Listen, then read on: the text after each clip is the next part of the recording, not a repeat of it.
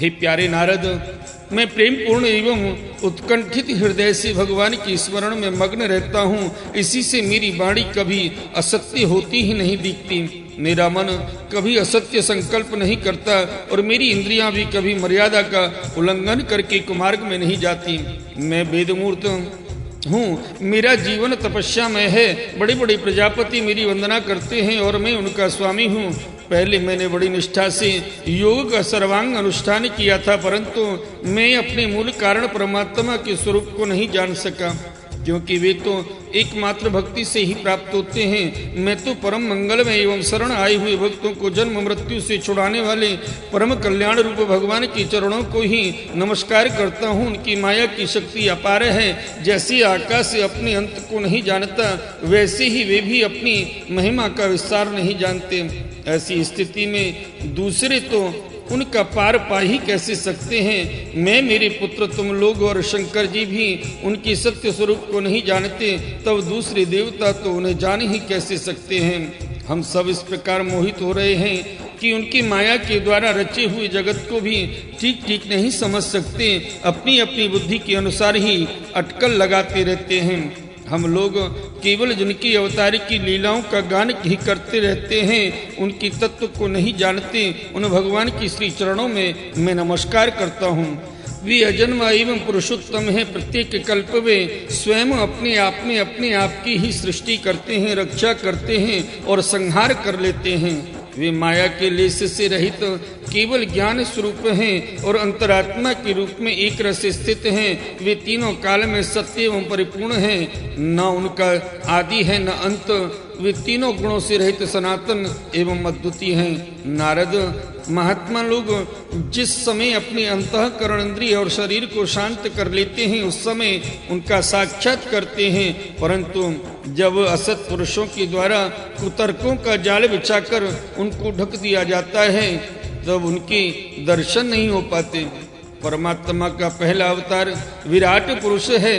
उसके सिवा काल, स्वभाव, कार्य, कारण, मन, पंचभूत, अहंकार, तीनों गुण, इंद्रियां, ब्रह्मांड, शरीर, उसका अभिमानी स्थावर और जंगम जीव, सबके सब उन अनंत भगवान के ही रूप हैं। मैं, शंकर, विष्णु, दक्ष आदि ये प्रजापति, तुम और तुम्हारे जैसे अन्य भक्तजन, स्वर्ग लोक के रक्षक, पक्षियों के राजा, मनुष्य लोक के राजा, नीचे के लोकों के राजा, गंधर्व, विद्याधर और चरणों की अधिनायक, यक्ष, राक्षस, सांप और नागों के स्वामी, महर्षि, पितृपति, दैत्येंद्र, सिद्धेश्वर, दानवराज और भी प्रेत, पिशाच, भूत, कुष्मांड, जल जंतु, मृग और पक्षियों के स्वामी एवं संसार में और भी जितनी वस्तुएं ऐश्वर्य, तेज, इंद्रिय बल, मनोबल, शरीर बल या क्षमा से युक्त हैं, अथवा जो भी विशेष सौंदर्य, लज्जा, वैभव तथा विभूति से युक्त हैं, एवं जितनी भी वस्तुएं अद्भुत वर्ण वाली, रूपवान या अरूप हैं, वे सब के सब परम तत्वमय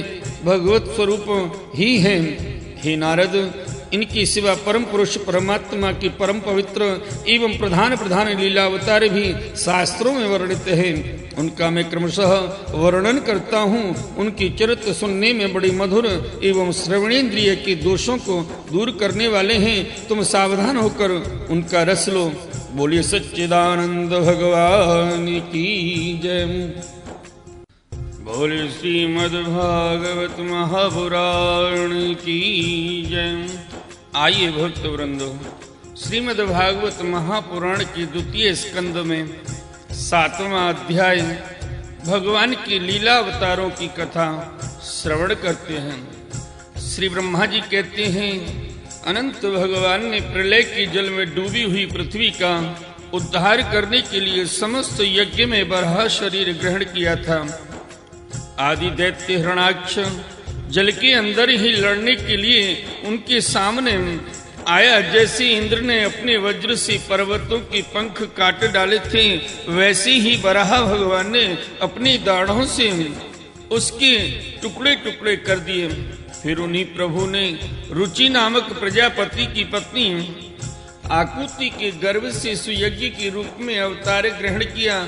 उस अवतार में उन्होंने दक्षिणा नाम की पत्नी से सुयम नाम के देवताओं को उत्पन्न किया और तीनों लोकों के बड़े बड़े संकट हर लिए। इसी से स्वयंभुव मनु ने उन्हें हरि के नाम से पुकारा।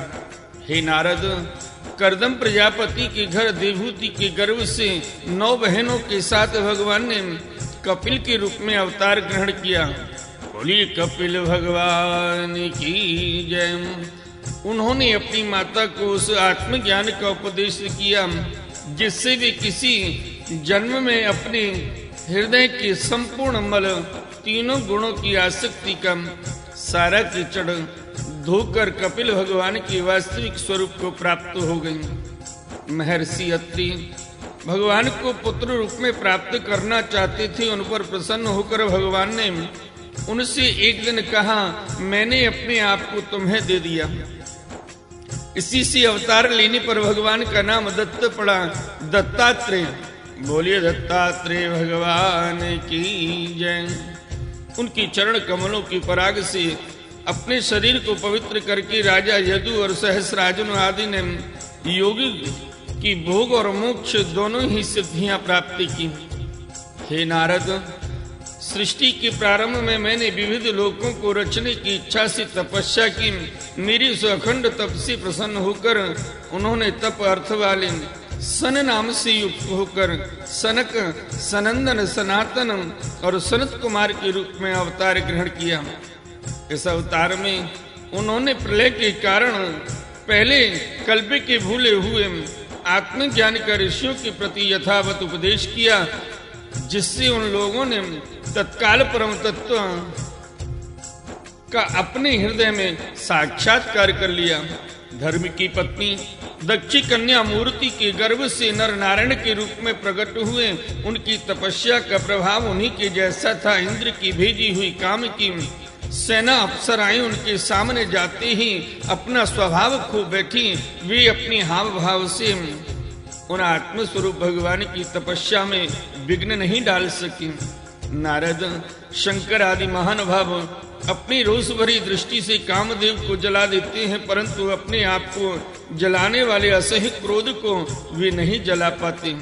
वही क्रोध नर नारायण के निर्मल हृदय में प्रवेश करके पहले ही डर के मारे कांप जाता है, फिर भला उनकी हृदय में काम का प्रवेश तो हो ही कैसे सकता है। अपने पिता राजा उत्तानपाद के पास बैठे हुए 5 वर्ष के बालक ध्रुव को उनकी सौतेली माता सुरुचि ने अपने वचन वाणों से भेद दिया था। इतनी छोटी अवस्था होने पर भी वे उस ग्लानि से तपस्या करने के लिए वन में चले गए। उनकी प्रार्थना से प्रसन्न होकर भगवान प्रकट हुए और उन्होंने ध्रुव को द्रुपद पद का वरदान दिया। आज भी ध्रुव के ऊपर नीचे प्रदक्षिणा करते हुए दिव्य महर्षि गण उनकी स्तुति करते रहते हैं। कुमार्गामी बेन का ऐश्वर्य और पौरुष ब्राह्मणों की हुंकार रूपी वज्र से जलकर भस्म हो गया। वह नरक में गिरने लगा। ऋषियों की प्रार्थना पर भगवान ने उसके शरीर मंथन से पृथु के रूप में अवतार धारण कर उसी नरकों से उबारा और इस प्रकार पुत्र शब्द को चरितार्थी किया। उसी अवतार में पृथ्वी को गाय बनाकर उन्होंने उससे जगत के लिए समस्त औषधियों का दोहन किया। राजा नाभि की पत्नी सुदेवी के गर्भ से भगवान ने ऋषभ देवी के रूप में जन्म लिया। इस अवतार में समस्त आसक्तियों से रहित रहकर अपनी इंद्रियों और मन को अत्यंत शांत करके एवं अपने स्वरूप में स्थित होकर समदर्शी के रूप में उन्होंने जड़ों की भांति योगचर्या का आचरण किया।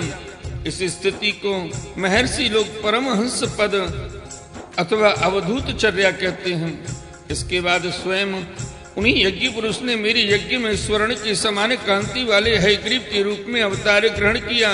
भगवान का वह विग्रह वेद में, यज्ञ में और सर्वदेवमय है। उन्हीं की नासिका से श्वास के रूप में वेदवाणी प्रकट हुई। चाक्षुष मनवंतर के अंत में भावी मनु सत्यव्रत ने मत्स्य रूप में भगवान को प्राप्त किया था। उस समय पृथ्वी रूप नौका के आश्रय होने के कारण वे ही समस्त जीवों के आश्रय बने। प्रलय के उस भयंकर जल में मेरे मुख से गिरे हुए वेदों को लेकर वे उसी में विहार करते रहे। जब मुख्य देवता और दानव अमृत की प्राप्ति के लिए क्षीर सागर को मथ रहे थे, तब भगवान ने कच्छप के रूप में अपनी पीठ पर मंदराचल पर्वत को धारण किया। उस समय पर्वत के घूमने के कारण उसकी रगड़ से उनकी पीठ की खुजलाहट थोड़ी मिट गई, जिससे वे कुछ क्षणों तक सुख की नींद सो सके। देवताओं का महान भय मिटाने के लिए उन्होंने नरसिंह रूप धारण किया। फड़कती हुई भौहों और तीखी दाढ़ों से उनका मुख बड़ा भाया बना लगता था। हिरण्याकश्यप उन्हें देखते ही हाथ में गदा लेकर उन पर टूट पड़ा। इस पर भगवान नरसिंह ने दूर से ही उसे पकड़ अपनी जांघों पर डाल लिया और उसके छटपटाते रहने पर भी अपने नखों से उसका पेट फाड़ डाला। बोले नरसिंह भगवान की जय। बड़ी भारी सरोवर में महाबली ग्रह ने गजेंद्र का पैर पकड़ लिया। जब बहुत थक कर वह घबरा गया, तब उसने अपनी सूंड में कमल लेकर भगवान को पुकारा, हे आदि पुरुष, हे समस्त लोकों के स्वामी, हे